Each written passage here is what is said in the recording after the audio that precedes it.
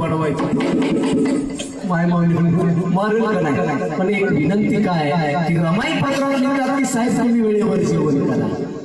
पण एकतर नवरा कामाला गेलाय, त्याच्या पोटाची काळजी असणं काळाची गरज आहे. म्हणून माय मुलाला वेळेवरती जेवायला द्या नवऱ्याला. आणि किती बी नवरा उपाशी राहू द्या. तुम्हाला ह्याच्यावर व्यवस्थित सांगतो, आजी माझ्या तोंडाला पदर लावून इकडं बघा. किती नवरा उपाशी राहू द्या, तुम्ही सकाळी त्याला जेवायला देऊ द्या, दुपारी तुमच्या कामावर नवरा आला की स्वयंपाक नका बोला. तुम्हाला मारितच नाही, त्याच्यावर औषध आहे आपल्याकडे.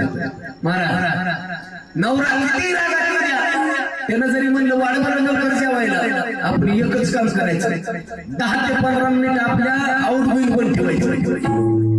आउट गोईंग म्हणले महाराजाला कळालं, हुशार आमच्या बांधवाला कळालं. आता आजी मायला म्हणलं कशाला कळलं, इंग्लिश मधून सांगितलं. आजी माय आउट गोईंग म्हणजे 10 ते 15 मिनिट आपल्या तोंडातून शब्दच काढायचा. काय बोलायचं नवऱ्याला बोलू द्या. जेव्हा तुमच्या भाकरी बद्या जेव्हा भाजी होईल तेव्हा जेवाय वाढा गपचूप खायला कर म्हणायचं, प्रश्नच नाही. शब्दाला शब्द देत बसू नका, कारण भांडण वाढत राहतं. ह्याला एक विनंती आहे, 10 ते 15 मिनिट मध्ये तोंडातून शब्दच काढू नका. नवरा गपचूप खायलाच कामाला जाईल. कारण एवढा वेळ का घेतला की रमाई पत्रात लिहितात की साहेब वेळेवर जेवण करा. आणि तुम्ही वेळेवर